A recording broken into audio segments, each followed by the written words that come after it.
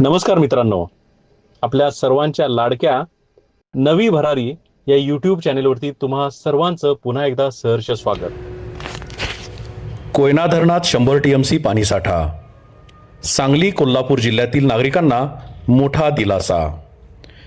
पश्चिम महाराष्ट्रासाठी अत्यंत दिलासादायक बातमी समोर आली असून कोयना धरणातील एकूण पाणीसाठ्याने आज 100 टीएमसीचा टप्पा ओलांडला आहे.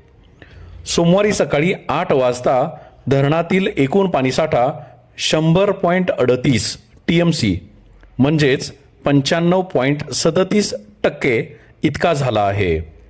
त्यामुळे आगामी वर्षातील पिण्याचे पाणी, शेतीसाठीचे पाणी आणि सिंचनाचा प्रश्न हा मोठ्या प्रमाणात सुटला असून सांगली, कोल्हापूर तसेच कर्नाटकातील काही जिल्ह्यांना मोठा दिलासा मिळाला आहे.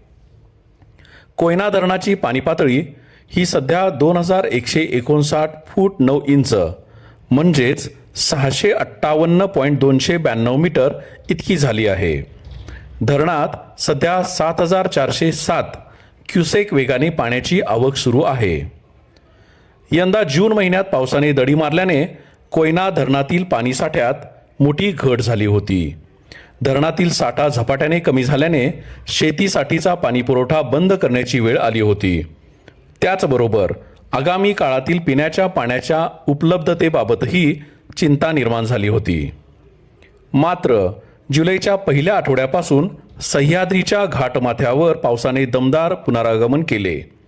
त्यानंतर ऑगस्ट महिन्यातही कोयना, नवजा आणि महाबळेश्वर परिसरात सातत्याने जोरदार पाऊस झाल्याने धरणात मोठ्या प्रमाणात पाण्याची आवक झाली.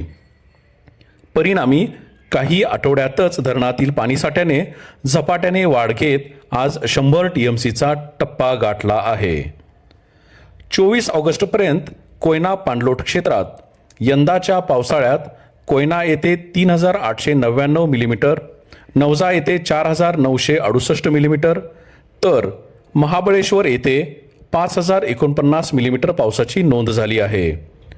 गेल्या 24 तासात कोयना येथे 21 मिलीमीटर आणि नवजा येथे 33 मिलीमीटर पाऊस झाला आहे. धरणातील पाणीसाठा 95%हून अधिक झाल्याने पश्चिम महाराष्ट्राच्या जलव्यवस्थापनासाठीही ही अत्यंत महत्त्वाची स्थिती निर्माण झाली आहे.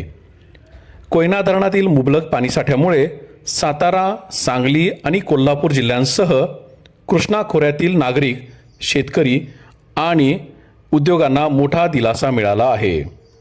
कोयना धरणातील पाण्याचा थेट किंवा अप्रत्यक्ष लाभ मिळणाऱ्या कर्नाटकातील कृष्णा खोऱ्यातील काही जिल्ह्यांनाही यामुळे आगामी वर्षातील पाणी नियोजनासाठी दिलासा मिळणार आहे. आगामी उन्हाळ्यात पिण्याच्या पाण्याची उपलब्धता, खरीप व रब्बी हंगामातील शेतीचे नियोजन आणि सिंचनासाठी आवश्यक पाणी याबाबतची चिंता मोठ्या प्रमाणात कमी झाली आहे. जूनमध्ये निर्माण झालेल्या जलसंकटाच्या छायेतून अवघ्या 2 महिन्यात कोयना धरणाने 100 टीएमसीचा टप्पा गाठल्याने पश्चिम महाराष्ट्रासाठी यंदाचा पावसाळा वरदान ठरला आहे.